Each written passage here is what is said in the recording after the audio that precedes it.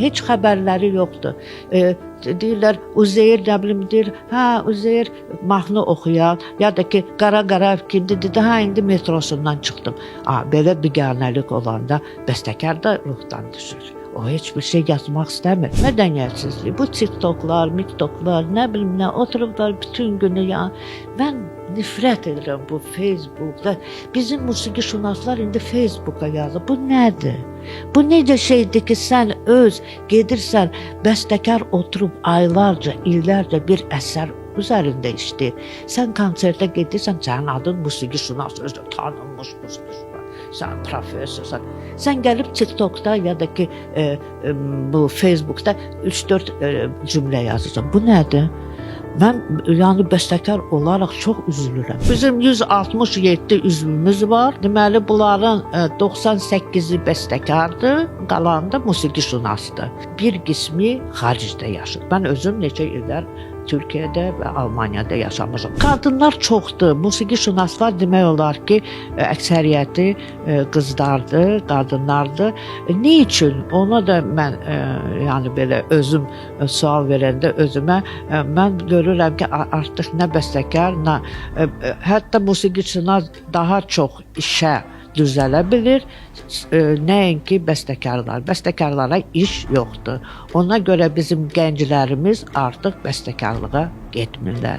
Sən bizim üzvümüzsən, 65 yaşından sonra olanlara 300 manat və 10 gənc bəstəkar, 30 nəfər odlardır və 10 nəfər gənclər 200 manat. Sadəcə bizim üzvümüz olduğuna görə. İldə 5 manat. Çox gülüncdür. Hamı deyir, gəlin heç olmasa 10 manat verir, gəlin 15 manat, yəni yazıçılar. Demək lazım deyil. Biz pul üçün bunu eləmirik.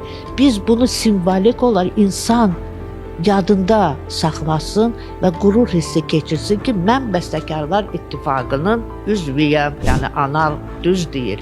Bizdən təqaüd alır, onun 5 manatını görün, 3600 manatın içindən 5 manatı gətirib vaxtında vermir. Hələ ki verməmişik, bunu müzakirə edirik. Yəni biz də çox ciddi yanaşır artıq. Yəni doğrudan da anarın sözləri bizə çox təsir elədi. Yəni insan haqlıdır. Sən belə qurumun üzvüsən, sənə necə deyirlər, sənin kitablarını orada oxuyurlar, müzakirə edirlər. Necə insanlar orada yığılır, sənə diqqət yetir. Bilirsiniz, dünyada artıq belə şeylər yoxdur. Bunu da başa düşün. Yoxdur belə şeylər. Bunlar çox gözəl ənənədir. Gəlin bağlayaq, çıxırlar televiziya kanallarına bəzi belə dəyərsiz sözlərdir. Mən bunları qəbul etməm. Gəlin bunları ləğv edək. Tamam, ləğv etmək çox asandır. Sentyabrdan birisində həmişə musiqi günü ilə başlayır və yeni planı biz sentyabrda təsdiqləyirik. Bir illik olur, yarım il biz onu təsdiqləyirik. İdarə heyətinin iclası keçirilir və orada biz yarım illik, yəni yanvardan iyuna qədər. Ona görə ki, həmişə hər belə də o yarım ilin axırında biz Şəki festivalını keçiririk. O da bizə son akord olur da Şəkidə İpək Yolu festivalı artıq 14 dəfə biz keçirdik.